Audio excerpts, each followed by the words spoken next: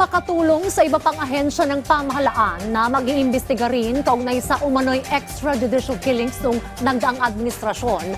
Nakatakda ng ilabas ng House Quad Committee ang kanilang partial committee report sa susunod na linggo. Kasado na rin ang mga panibagong pagdinig ng joint panel sa darating na Martes at Huwebes. Yan ang ulat ni Nella Lesmoras.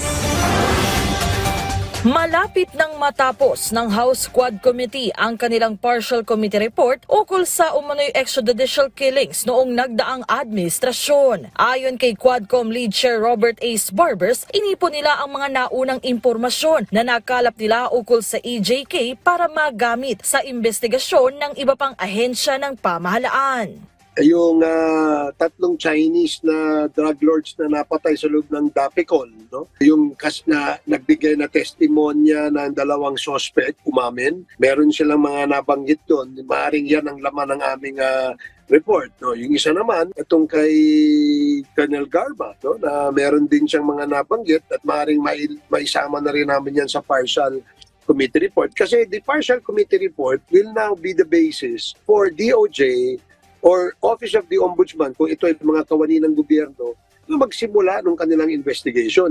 Kinumpirma ni Barbers na sa susunod na linggo, 2 beses silang magdaraos ng pagdinig para mabusising mabuti ang mga issue hindi lang tungkol sa EJK at iligal na droga, kundi maging sa usapin ng illegal pogos. Nananatili namang bukas ang Quadcom para sa panig ni dating Pangulong Rodrigo Duterte. Pero kung mas nais itong humarap sa Senado, sakaling matuloy ang hiwalay nilang investigasyon, wala naman itong kaso sa Quadcom. We respect kung ano man yung decision niya dun sa aming invitation. If he feels comfortable attending in the Senate, at least ang objective ay mamimit natin na madinig din yung pahayag o yung panig ni former President kung siya po ay attend. At ganoon din po sa ibang resource persons.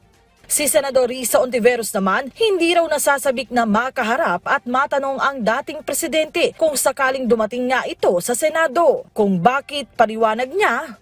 Para sa akin, siya yung epitome ng extrajudicial killings. Siya yung epitome ng war on drugs. And pero 'di ba kung ayaw ko siyang matanong personally, sino ba naman ako? Mas grabe yung pakiramdam sigurado ko nung mga naulila talaga at nabalo ng EJK.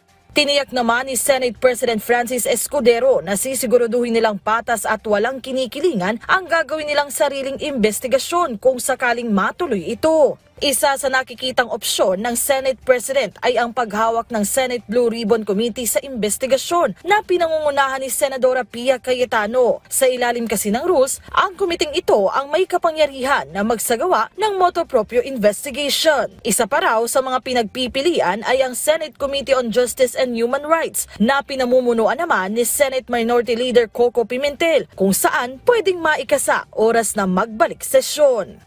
Nakatakdang magbalik sesyon ang Kongreso sa susunod na buwan, pero kahit nakabreak ngayon, tuloy-tuloy pa rin naman ang trabaho ng dalawang kapulungan. Nella Lesmoras para sa Pambansang TV sa Bagong Pilipinas.